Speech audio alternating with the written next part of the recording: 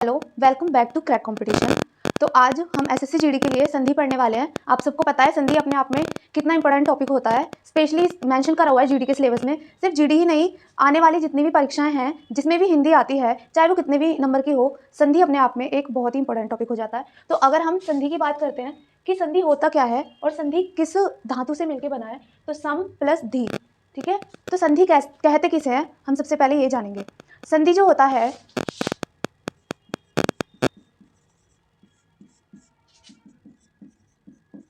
दो वर्णों के मिलने से जो विकार उत्पन्न होता है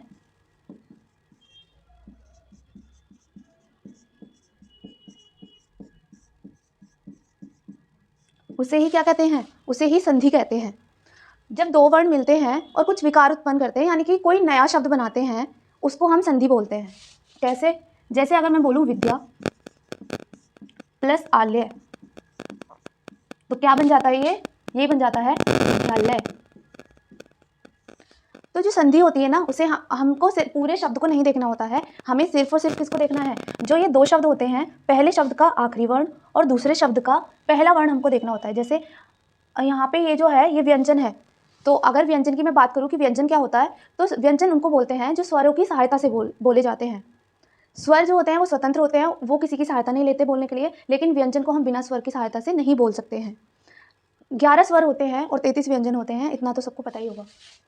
तो अगर मैं यहाँ की बात करूँ विद्या, तो इधर अगर मैं स्वर की बात करूँ तो यहाँ पे बड़ा आ है और यहाँ पे भी बड़ा आ है, और जो हमारा शब्द बना है विद्यालय, यहाँ पे भी क्या बना है, बड़ा आ बना है। तो हमें किस पे ध्यान देना है? क्या हमें पूरे शब्दों पे ध्यान देना है, विद्या और जमा आल्य? नहीं, पूरे शब्दों पे हमें बिल्कुल भी ध्यान नहीं देना है। हमको सिर्फ उन जो ये शब्द ये होते हैं स्वर, सिर्फ इन पे ध्यान देना है कि जो स्वर मिल रहे हैं ये क्या विकार उत्पन्न कर रहे हैं। आई होप इतनी बात सबको समझ आ गई होगी।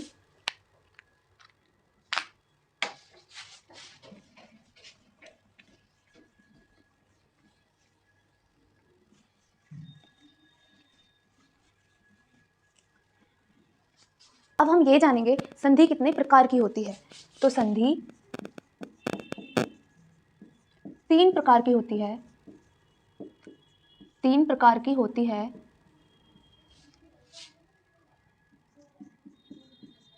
कौन कौन सी? पहला होता है स्वर संधि, पहला होता है स्वर संधि। दूसरा होता है व्यंजन संधि, व्यंजन संधि। और तीसरा होता है विसर्ग संधि, विसर्ग संधि। जैसे कि नाम से ही पता चल रहा है, स्वर संधि में हमें विशेषता किसकी होती है, स्वर की, स्वर पे ध्यान देते हैं। व्यंजन संधि में स्वर और व्यंजन दोनों की आवश्यकता होगी, और विसर्ग संधि में विसर्ग का प्रयोग होता है। अब हमारे पेपर के हिसाब से सबसे ज़्यादा हमारे लिए जो इंपॉर्टेंट हो जाती है, महत्वपूर्ण हो जाती है, वो होती है स्वर संधि। यहीं से ज़्यादा प्रश्न हमसे पूछे जाते हैं। तो अब हम पढ़ेंगे स्वर संधि।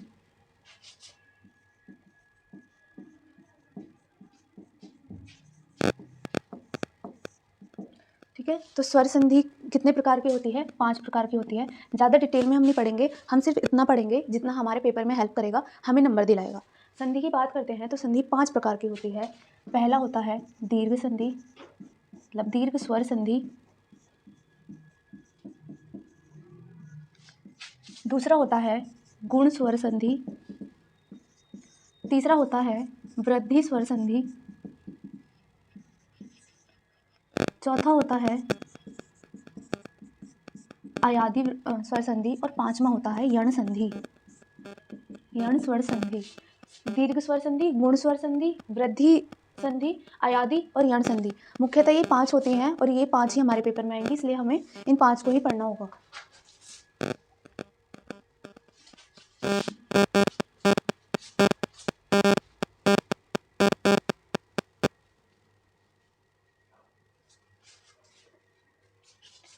सबसे पहले हम दीर्घ स्वर संधि की बात करते हैं। दीर्घ संधि, तो दीर्घ का मतलब ही क्या होता है, लंबा या फिर बड़ा। ठीक है, हमको ज़्यादा साइंटिफिक लैंग्वेज का यूज़ नहीं करना है, भाषा यूज़ नहीं करनी है, हमको वैसी भाषा में समझना है जैसा हमें समझ आता है। तो दीर्घ संधि बहुत ही आसान होती है। इसमें ये होता है इधर आ आए, यानी कि इधर का जो शब्द है उसके अंत में अगर आ आए, और जो इधर वाला शब्द होता है उसके अगर स्टार्टिंग में आ आए, रिजल्ट हमेशा क्या आएगा, बड़ा आ, क्योंकि दीर्घ का मतलब ही होता है बड़ा। ठीक है, चाहे इधर बड़ा आ हो और इधर छोटा आ, फिर भी रिजल्ट क्या आएगा, इधर भी बड़ा आ है इधर भी बड़ा आ है, तभी भी रिजल्ट क्या आएगा, बड़ा आ ही आएगा। यानी हमें बस इतना से ध्यान रखना है, दीर्घ का मतलब होता है बड़ा, इसलिए इसमें आ की बात करें, चाहे ई की बात करें, चाहे ऊ की बात करें, पहले वाले शब्द के अंत में छोटा या बड़ा कोई सा भी आए, दूसरे वाले के शुरू में कोई सा भी आए, रिजल्ट हमेशा बड़ा ही आएगा, क्योंकि दीर्घ का मतलब ही होता है बड़ा। अगर हम इसके उदाहरण देखें तो जैसे कि विद्या जमा आल्य, जो हमने अभी पढ़ा ही था, इक्वल टू विद्यालय हो जाता है। तो इसके अंत में, पहले वाले के अंत में क्या है, बड़ा आ, दूसरे वाले की शुरुआत में भी क्या है, बड़ा आ, और रिजल्ट हमेशा कैसा बनेगा, बड़ा आ ही बनेगा, क्योंकि ये दीर्घ संधि है। एक और उदाहरण अगर हम देखें, शिक्षा, शिक्षार्थी, अगर मैं बोलूँ इसकी संधि करो तो कैसे करोगे, ऐसे ध्यान रखना है, यहाँ पे बड़ा आ बन रहा है, यानी ये दीर्घ संधि है, तो शिक्षा प्लस अर्थी इक्वल टू शिक्षार्थी। तो देखो बड़ा आ और इधर आ रहा है छोटा आ, लेकिन रिजल्ट हमेशा क्या बनेगा, बड़ा आ बनेगा। तो देखो रिजल्ट हमेशा बड़ा आ है ना, इतना आसान होता है इनको पहचानना। जैसे आ का होता है वैसे ही ई का भी होता है, और वैसे ही ऊ का भी होता है।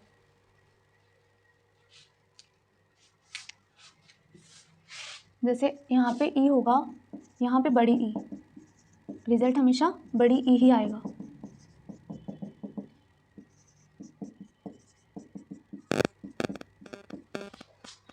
कैसे, अब हम इसके भी उदाहरण देख लेते हैं। उदाहरण अगर हम देखेंगे,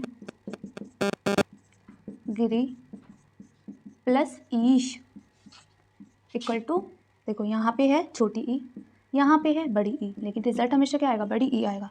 तो गिरी जमा ईश क्या हो जाएगा, गिरीश, बड़ी ई आ गया ना, इतना सिंपल है ये। हमारे पास समय कम है तो हमको सिर्फ समझना है चीज़ों को। वैसे ही इधर ऊ है, इधर बड़ा ऊ है, तब भी क्या आएगा, बड़ा ऊ। यहाँ पे छोटा ऊ, यहाँ पे भी छोटा ऊ, तब भी क्या आएगा, बड़ा ऊ। अगर यहाँ पे भी बड़ा ऊ होता है, यहाँ पे भी बड़ा होता है, तब भी रिजल्ट क्या आएगा, बड़ा ऊ आएगा। ठीक है, क्योंकि दीर्घ संधि है। इसके उदाहरण की बात करते हैं तो भानु प्लस उदय, देखो यहाँ पे छोटा ऊ प्लस यहाँ पे भी छोटा ऊ, तो रिजल्ट क्या आएगा, बड़ा ऊ। तो क्या हो जाएगा, भानुत्य, बड़ा ऊ हो जाएगा ना। आई होप सबको ये बात समझ आ रही होगी, और अगर आपको फिर भी कोई डाउट है तो आप कमेंट करके बता सकते हैं। दीर्घ संधि बस इतना सही है। दूसरा आता है गुण संधि।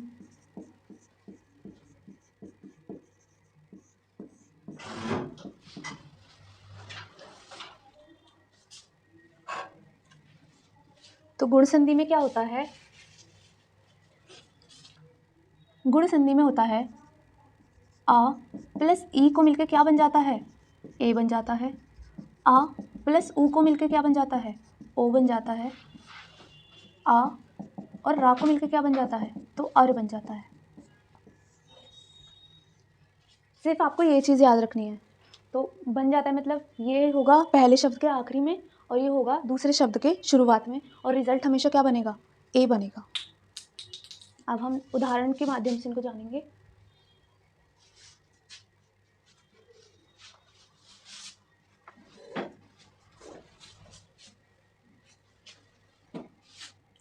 नर प्लस ईश, यहाँ पे आ रहा है अ, यहाँ पे आ रहा है ई, तो मिलके क्या बनते हैं, ए मिल बनते हैं।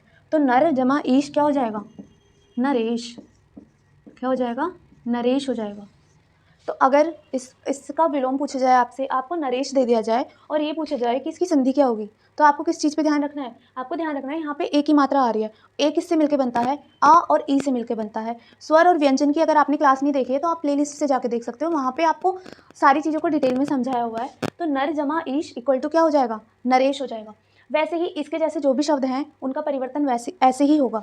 इतना समय हमारे पास है नहीं, परीक्षा हमारी आने वाली है, तो हमको चीज़ों को सिर्फ ध्यान से समझना है। आपको यहाँ पे समझने के बाद आपको प्रैक्टिस करनी है संधि की, जो आपके प्रीवियस ईयर क्वेश्चंस में आया हुआ है।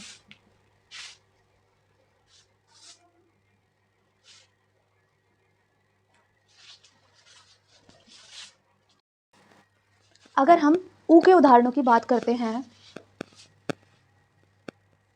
तो ऊ के उदाहरण क्या होंगे? देखो, अगर हम बात करते हैं ज्ञान जमा उपदेश, तो यहाँ पे क्या है अ, यहाँ पे ऊ मिलके क्या बन जाते हैं? ओ बन जाते हैं। ये बात हमको पता है। तो ज्ञान प्लस उपदेश इक्वल टू क्या हो जाएगा?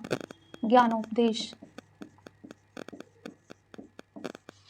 अगर हम कुछ और उदाहरणों की बात करते हैं, महा प्लस उत्सव, अब तो सब बता देंगे क्या हो जाएगा? महोत्सव। ये शब्द बार बार पूछे गए हैं, इसलिए हम इन उदाहरणों को कर रहे हैं। वैसे अगर मैं बोलूँ जल प्लस ऊर्मी, तो यहाँ पे है आ, यहाँ पे है बड़ा ऊ, तो मिलके क्या बनते हैं? ओ बनते हैं। तो क्या हो जाएगा? ये क्या बन जाएगा? जलोर्मी। तो आई थिंक इसमें आपको कोई कन्फ्यूज़न नहीं होगी। ठीक है, सबको समझ आ गया ना?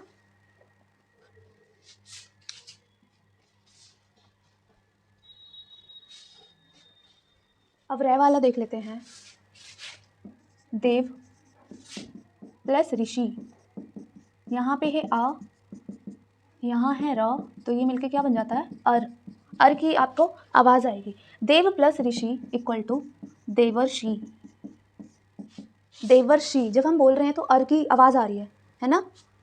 तो आई होप इसमें कोई कन्फ्यूज़न नहीं होगी और सबको समझ आ गया होगा। संधि कोई इतना डिफ़िकल्ट टॉपिक है भी नहीं। अब हम करते हैं वृद्धि संधि की बात। तीसरा आता है हमारा वृद्धि संधि। वृद्धि संधि, वृद्धि का मतलब भी क्या होता है? वृद्धि का मतलब भी जैसे हम बोलते हैं कि इस चीज़ की वृद्धि हो गई है, यानी कि बढ़ना। क्या होता है? बढ़ना होता है।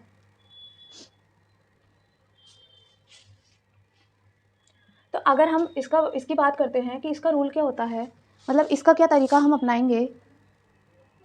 एक सेकंड, मैं इंक डाल लेती हूँ इसमें।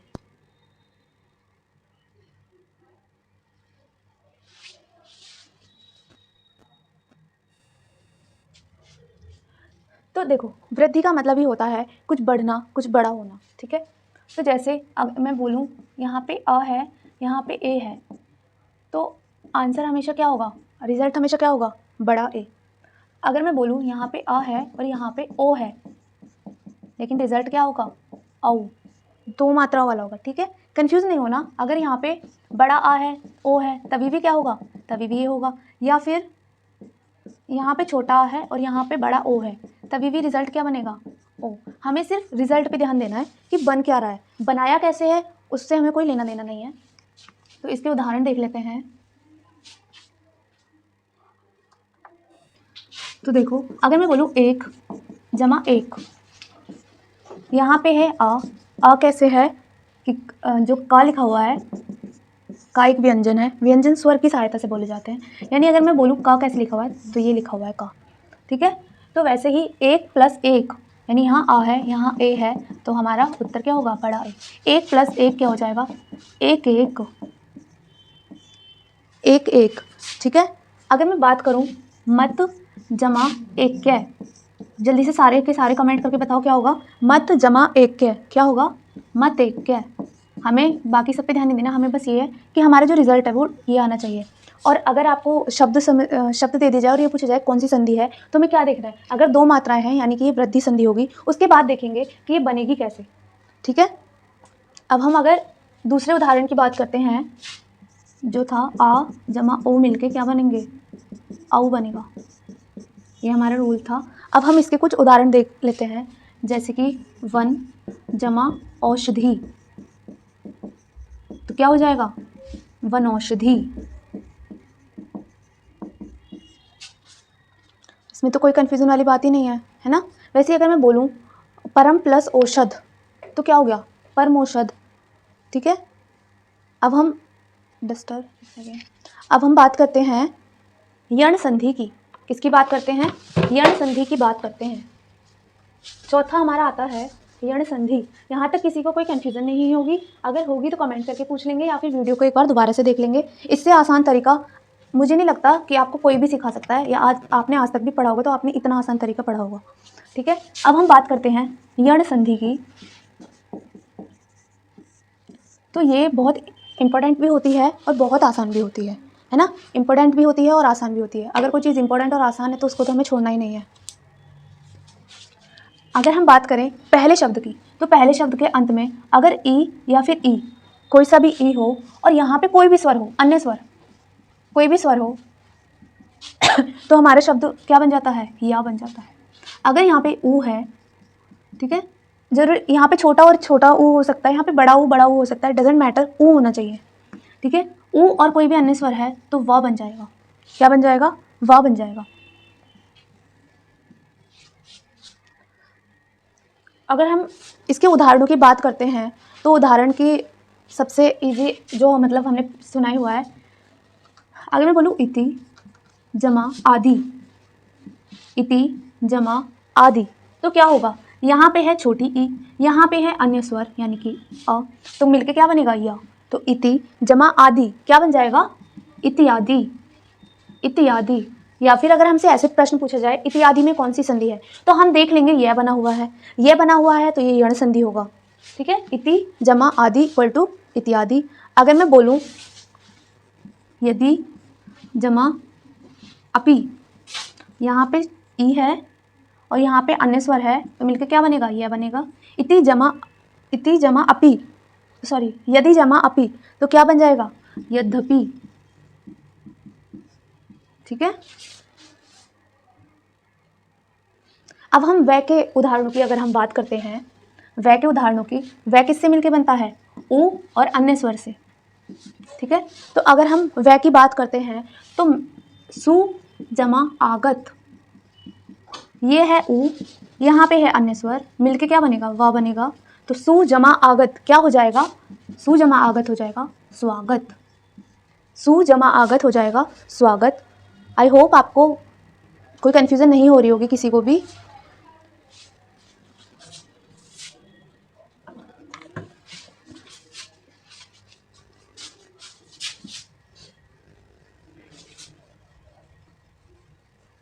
एक और उदाहरण बताना है आपको, आप बताएंगे सब। देवी जमा आगमन, इसको आपको कमेंट करके बताना है इसका क्या बनेगा। ठीक है, और लिखने का कष्ट सबको करना है। कहीं सोचो हमें तो आता है, हम तो नहीं लिख रहे, हमें कैसे पता कि आपको आता है? हो सकता है आपको गलत आता हो। अगला और 5वें नंबर का आ जाता है अयादि संधि। क्या आ जाता है? अयादि संधि। देखो, अयादि संधि और यण संधि में बच्चे ज़्यादा से ज़्यादा कंफ्यूज हो जाते हैं, लेकिन आपको नहीं पढ़ना है क्योंकि आप तो क्रैक कंपटीशन से पढ़ रहे हो। आपको कंफ्यूज नहीं होना है क्योंकि अयादि संधि और यण संधि में बहुत डिफरेंस पाया जाता है, और वो डिफरेंस क्या होता है हमें उसका ही ध्यान रखना है। ठीक है, और हमें सिर्फ रूल पे ध्यान देना है।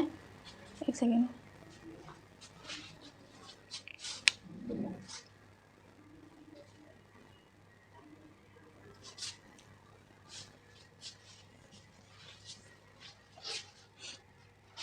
एक सेकेंड बंद करने से।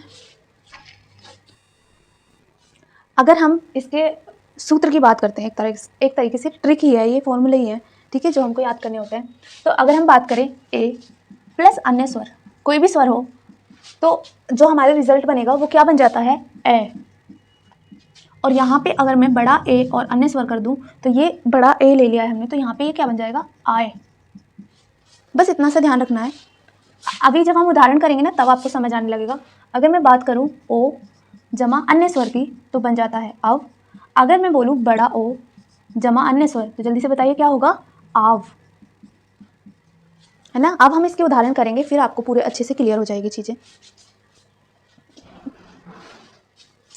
ये लिख लीजिए, रिवीजन में काम आएगा। पेपर से 2-3 दिन पहले आपको जरूर पढ़ना है वरना आप भूल जाओगे। ठीक है, अब हम इसके उदाहरण करेंगे फिर सबको क्लियर हो जाएगा। अयादि संधि,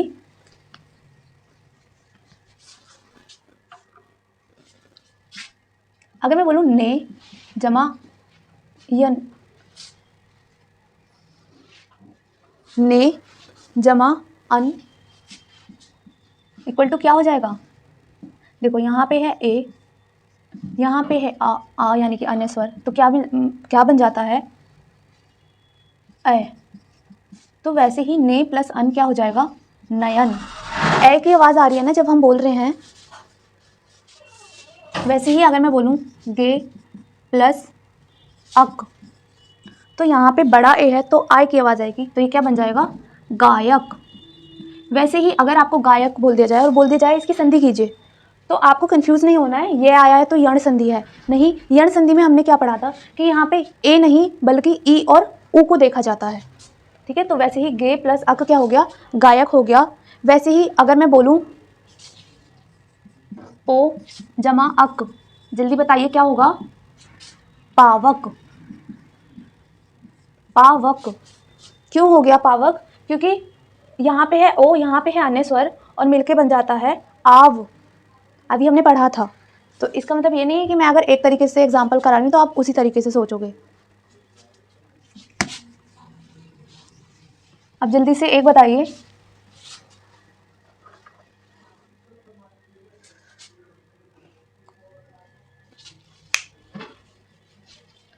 देखो यहाँ पे हमारी जो स्वर संधि है वो समाप्त होती है। आई होप सबको समझ आई होगी। अभी इतना टाइम नहीं है कि हम डिटेल में कर सकें, डिटेल में करने से कुछ होगा भी नहीं। अब अगर आप संधि की प्रैक्टिस करना चाहते हैं तो आप प्लेलिस्ट से जाके प्रैक्टिस सेट देख सकते हैं संधि का, जो कि शाम तक आ जाएगा। ठीक है, सबको प्रैक्टिस करनी है। अगर कुछ समझ नहीं आएगा तो कमेंट करके बताना है। अब हम अगली क्लास में व्यंजन संधि को समझेंगे, व्यंजन संधि के बारे में पढ़ेंगे। लेकिन उससे पहले आपका यह होमवर्क बनता है कि आप स्वर संधि के प्रीवियस ईयर के सारे क्वेश्चन लगा दीजिए, जिससे कि आपका कॉन्सेप्ट है वो क्लियर हो जाए। Thank you. चैनल को लाइक, शेयर और सब्सक्राइब करें। धन्यवाद।